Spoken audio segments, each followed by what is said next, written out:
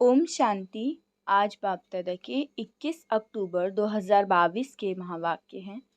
मीठे बच्चे, इस समय स्वयं भगवान तुम्हारे सामने हाजिर नाजिर है।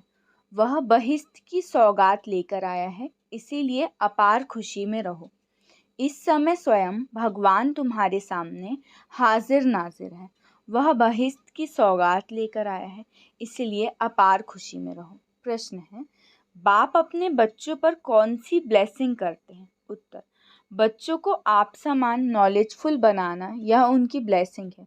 जिस नॉलेज के आधार से नर से श्री नारायण बन जाते हैं। बाबा कहते हैं, बच्चे, मैं तुम्हें राजयोग की शिक्षा देकर राजाओं का राजा बनाता हूँ। मेरे सिवाय ऐसी ब्लेसिंग कोई कर नहीं सकता। गीत है, मुझे गले से लगा लो। तो बाबा क्या कहते हैं? बाबा कह रहे हैं कि अभी इस समय स्वयं भगवान तुम्हारे सामने आया हुआ है और बहिश्त की मतलब स्वर्ग की सौगात लेके आया, इसलिए हमेशा खुशी में रहना चाहिए। इतनी खुशी में रहना चाहिए कि कौन पढ़ाने आया? स्वयं भगवान। फिर बाबा ने कहा है कि तुम्हें मैं अपने समान नॉलेजफुल बनाता हूँ और राजयोग की कितनी अच्छी, कितनी गुह्य शिक्षा है, कितना गुह्य राज हमें समझा रहे हैं। फिर राजाओं का राजा बनाते हैं हमें। तो भगवान के सिवाय ऐसी ब्लेसिंग कोई हमारे ऊपर कर ही नहीं सकता। अच्छा, मीठे मीठे सिखिले दे बच्चों प्रति माता पिता बाप दादा का याद प्यार और गुड मॉर्निंग। रूहानी बाप की रूहानी बच्चों को नमस्ते। हम रूहानी बच्चों की रूहानी बाप दादा को याद प्यार गुड मॉर्निंग और नमस्ते नमस्ते नमस्ते। शुक्रिया बाबा, शुक्रिया। धारणा के लिए मुख्य सार है। पहला पॉइंट है, सच्चे साहिब को राज़ी करने के लिए बहुत बहुत सच्ची दिल रखनी है, कोई भी विघ्न नहीं डालना है। दूसरा, सुख का अनुभव करने के लिए अपना योग ठीक रखना है, स्वदर्शन चक्र फिराते विकर्मों को भस्म करना है। वरदान है, न्यारी अवस्था में स्थित रहें, हर कार्य करने वाले सर्व के व परमात्म प्यार के अधिकारी भव।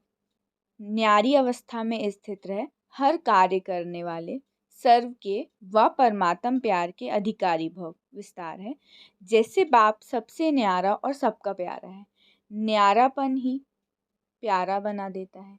जितना अपनी देह के भान से न्यारे होते जाएंगे उतना प्यारा बनेंगे।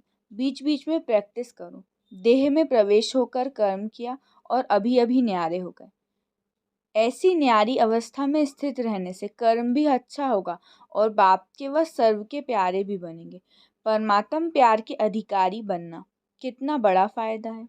स्लोगन है, शुभ भावना का स्टॉक फुल हो तो व्यर्थ को फुल स्टॉप लग जाएगा। शुभ भावना का स्टॉक फुल हो तो व्यर्थ को फुल स्टॉप लग जाएगा। अच्छा, मातेश्वरी जी के अनमोल महावाक्य। आत्मा कभी परमात्मा का अंश नहीं हो सकती। बहुत मनुष्य ऐसे समझते हैं हम आत्माएं परमात्मा की अंश हैं। अब अंश तो कहते हैं टुकड़े को, एक तरफ कहते हैं परमात्मा अनादि और अविनाशी है, तो ऐसे अविनाशी परमात्मा को टुकड़े में कैसे लाते हैं? अब परमात्मा कट कैसे हो सकता है? आत्मा ही अजर अमर है, तो अवश्य आत्मा को पैदा करने वाला अमर ठहरा। ऐसे अमर परमात्मा को टुकड़े में ले आना, गोया परमात्मा को भी विनाशी कह दिया। लेकिन हम तो जानते हैं कि हम आत्मा परमात्मा की संतान हैं, तो हम उसके वंशज ठहरे, अर्थात बच्चे ठहरे। वो फिर अंश कैसे हो सकते हैं? इसलिए परमात्मा के महावाक्य हैं, बच्चे, मैं खुद तो इमॉर्टल हूँ, जागती ज्योत हूँ, मैं दीवा हूँ, मैं कभी बूझता नहीं हूँ और सभी मनुष्य आत्माओं का दीपक जगता भी है, बुझता भी है। उन सबको जगाने वाला फिर मैं हूँ, क्योंकि लाइट और माइट देने वाला भी मैं हूँ। बाकी इतना ज़रूर है, मुझ परमात्मा की लाइट और आत्मा की लाइट दोनों में फ़र्क अवश्य है। जैसे बल्ब होता है, कोई ज़्यादा पावर वाला, कोई कम पावर वाला होता है, वैसे आत्मा भी कोई ज़्यादा पावर वाली, कोई कम पावर वाली है। बाकी परमात्मा की पावर कोई से कम ज़्यादा नहीं होती। तभी तो परमात्मा के लिए कहते हैं वह सर्वशक्तिमान है, अर्थात सर्व आत्माओं से उनमें शक्ति ज़्यादा है। वही सृष्टि के अंत में आता है। अगर कोई समझे परमात्मा सृष्टि के बीच में आता है, अर्थात युगे युगे आता है, तो मानो परमात्मा बीच में आ गया, तो फिर परमात्मा सर्व से श्रेष्ठ कैसे हुआ? अगर कोई कहे परमात्मा युगे युगे आता है, तो क्या ऐसा समझेंगे कि परमात्मा घड़ी घड़ी अपनी शक्ति चलाता है? ऐसे सर्वशक्तिवान की शक्ति इतने तक है। अगर बीच में ही अपनी शक्ति से सबको शक्ति अथवा सद्गति दे देवे तो फिर उनकी शक्ति कायम होनी चाहिए, फिर दुर्गति को क्यों प्राप्त करते हो। तो इससे साबित है, मतलब सिद्ध है कि परमात्मा योगे योगे नहीं आता, अर्थात बीच बीच में नहीं आता। मीन्स अगर हम बीच बीच में आते होते तो सबकी शक्ति कायम होती जाती ना, डिस्चार्ज रहते सब, तो फिर अंत तक इतने डिस्चार्ज क्यों हो गए, इतने फ्रस्ट्रेटेड क्यों हो गए सब। तो इससे सिद्ध होता है कि बीच में नहीं आते।